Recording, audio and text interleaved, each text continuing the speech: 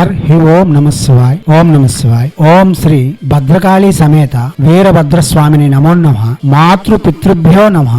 ఆచార్య అతిథిభ్యో నమః. శ్రీమాత లలితా త్రిపుర సుందరయే నమో నమః. శివశక్తి స్వరూపులారా, రత్నశ్రీ హిందూ సేవా సమాజ్ ఎప్పుడు కూడా మీకు మంత్ర విధులను, తంత్ర విధులను, యంత్ర విధులను అందించేందుకు ముందంజలో ఉంటుంది. చాలా మంది భక్తులు ఒక ప్రసంగం పెడితే దానికి సంబంధించిన వారి ఇష్టమైన దేవత యొక్క మంత్రం అడుగుతూ ఉన్నారు. అదే క్రమంలో మనం ఇప్పటికే దివ్య దృష్టి మంత్రములు చాలా వరకు చెప్పి ఉన్నాం. శివునిది, కాళీమాతది చాలా వరకు చెప్పి ఉన్నాం. అయితే కొంతమంది భక్తులు నరసింహస్వామి యొక్క, కొంతమంది భక్తులు హనుమాన్ యొక్క దివ్య దృష్టి మంత్రం అడుగుతున్నారు. శాస్త్రంలో ప్రతి విధానము, ప్రతి మంత్రం చెప్పబడి ఉన్నది. మీకు అవసరం వచ్చిన వారు శాస్త్రంలో కూడా వెతికి చూడవచ్చు. మేము చెప్పే ఏ మంత్రము కూడా సంపుటీకరణ మంత్రం అయితే కాదు. ఋషులచే, మునులచే చేయబడిన శాస్త్రబద్ధమైన శాస్త్రవచనములు మీకు అందిస్తూ వస్తున్నాం. అయితే విధానములు మీరు గురు సమక్షంలోకి వెళ్లి నేర్చుకొని ఆచారముల యందు నిమగ్నులై ఉన్నవారు ఎటువంటి సాధన అయినా సరే అతి సునాయాసంగా చేసుకోగలరు. ప్రతి వారికి ప్రతిదీ సాధ్యం కాదు. అలా అని సాధించలేనిదంటూ ఏమీ ఉండదు. సాధన అంటేనే సిద్ధింపరానిది, సాధింపలేనిది, సాధించుకోవడమే సాధన. కాబట్టి మీరు సాధ్యం కాని దానిని సాధ్యం చేసుకోవడానికి ప్రయత్నం చేయడమే మంత్ర సాధన యొక్క ముఖ్య విధానం. కాబట్టి మీరు యథాశక్తి కులదేవతారాధన, ఇష్టదేవతారాధన, తల్లిదండ్రుల యొక్క ఆరాధన చేస్తూ, గురువుని మనసులో మననం చేస్తూ, గురు సేవలు చేస్తూ ఏ మంత్ర జపములు చేసినా అతి శీఘ్రంగా ఫలిస్తాయి. కాబట్టి ముందు హైందవ సనాతన ధర్మ విధానాలలో, ఆచారాలలో నిమగ్నమైన తర్వాత మనం ఉపాసనలకు వెళ్తే ఆ ఉపాసనలు కూడా సుస్పష్టమైన ఫలితములు ఇవ్వగలవు. కాబట్టి ముందు మనం మన ధర్మము, మన ఆచారము, మన దేశము, మన ప్రవర్తన, మన బాధ్యత, మన సమాజము, మన యొక్క కుటుంబము, మన యొక్క గ్రామము, మన యొక్క ఉనికి, మన యొక్క గౌరవ మర్యాదలు చూసుకుంటూనే సాధనలు చేయవలసి ఉంటుంది. నేల విడిచి చాము చేయడం, ఇచ్ఛానుసార ప్రవర్తించడం చాలా విభిన్నమైన ఫలితాలకు దారితీస్తుంది. దివాత్మ స్వరూపులారా, హనుమాన్ యొక్క ప్రసంగములన్నీ పెట్టి ఉన్నాం. కింద డిస్క్రిప్షన్ లో హనుమాన్ యొక్క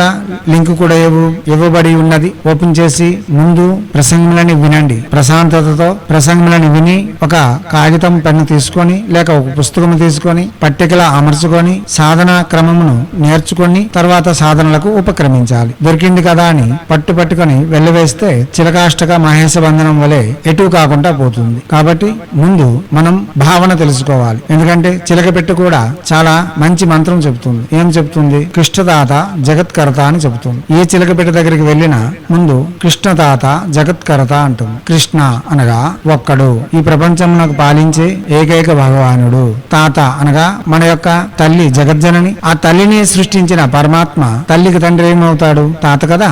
ఆ తాత ఈ జగత్కి కర్త అని చెబుతుంది. అది ఎంత మహామంత్రం గాని చిలకపెట్ట మోక్షం పొందుతుందా?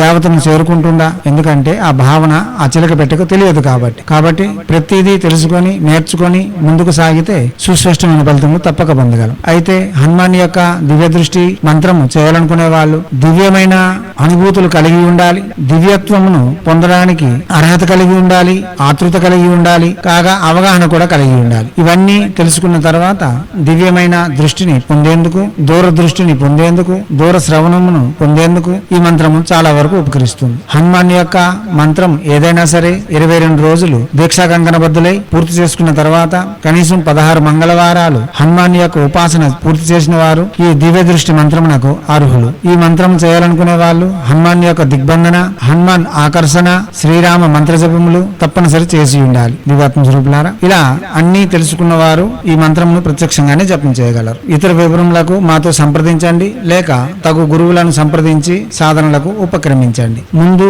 అవగాహన పెంచుకునేందుకు ప్రసంగంను మాత్రం వినండి. ఈ మంత్రము ఉపాసన చేయాలనుకునే వాళ్ళు దీక్షా కంకణబద్ధులై 42 రోజులలోగా 1,25,000 జపం చేయవలసి ఉంటుంది. మంగళవారము, శనివారం ప్రారంభించుకోవచ్చు. ముదురు చందనపు రంగు, హనుమాన్ సింధూరపు రంగు వస్త్రములు ధరించాలి. తులసిమాలతో మంత్ర జపం చేయాలి. ఈ మంత్రము స్త్రీమూర్తులే చేయాలంటే 22 రోజులు జపం చేయవచ్చు. మద్యపానము, మాంసభక్షణ, పరస్త్రీ వ్యామోహము, ధూమ్రపానము నిషేధము. అధిక వాచకము అనగా ఎక్కువగా మాట్లాడడం, పరాన్న భక్తము చేయకూడదు. బంధువుల ఇంటికి పదే వెళ్ళకూడదు. వెళ్ళకూడదు. సాయం సంధ్య వేళ అనగా పొద్దుములిగాక ఎవరితోని స్నేహం చేయకూడదు. ఒంటరిగా ఉండేందుకు ప్రయత్నం చేయాలి, లేక తమ కుటుంబీకులతో ఉండేందుకు ఎక్కువగా సమయంను కేటాయించాలి. అయినంత వరకు గురువుతో సదా అందుబాటులో ఉండాలి. ఇప్పుడు శ్రీ హనుమాన్ దివ్య దృష్టి మహత్తరమైన మహా అద్భుతమైన మంత్రము ఓం హ్రీం దూరదృష్టి సమాగత నాగతి వర్ధమాన సర్వలోక వృత్తాంత విజ్ఞానం హనుమాన్ మమ దేహి దేహి స్వాహ. మంత్రం మరోసారి ఓం హ్రీం దూరదృష్టి సమాగత నాగతి వర్ధమాన సర్వలోక వృత్తాంత విజ్ఞానం హనుమాన్ మమ దేహి దేహి స్వాహ.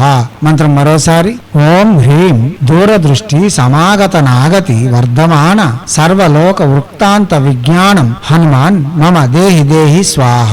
దివాత్మ స్వరూపులారా, ఇటువంటి మంత్రములు ప్రత్యక్షంగా జపం చేసుకుని ప్రతిఫలితములను పొంది మనకు వస్తున్న భయముల నుండి ఆపదల నుండి విముక్తి పొంది ఆనందకరమైన జీవితం కొనసాగించేందుకు మన హైందవ సనాతన ధర్మ ఋషులు మన కోసం అందించి ఉన్న అతి సౌమ్యదాయకమైన సహజమైన సాధనలు ఇవి. వీటిని ప్రతివారు చేసుకోవచ్చు. ప్రయత్నపూర్వకంగా చేసి ప్రఖ్యాతిగాంచిన ఫలితములు పొంది ఉన్నతమైన జీవితం గడుపుకునేందుకు తమ వంతుగా నిర్మాణాలు చేసుకుంటారని ఆశిస్తూ హైందవ సనాతన ధర్మ ఋషులు మనకు అందించిన విద్యలు వినియోగించుకోవడంలోను భారతీయ సంస్కృతి సాంప్రదాయాలు కాపాడడంలో ముందంజలో ఉంటూ మన ఆచారాల యొక్క గొప్పతనాన్ని ప్రపంచానికి వెలుగెత్తి చాటేందుకు మనవంతుగా కృషి చేయాలని కోరుతూ ఎప్పుడూ మీ సేవలో రత్నశ్రీ హిందూ సేవ సమాజ్ ఆచార్య భీమ్ సింగ్ రత్మార్ ఆఫ్ నిఖిలానంద సాగర్ మహారాజ్.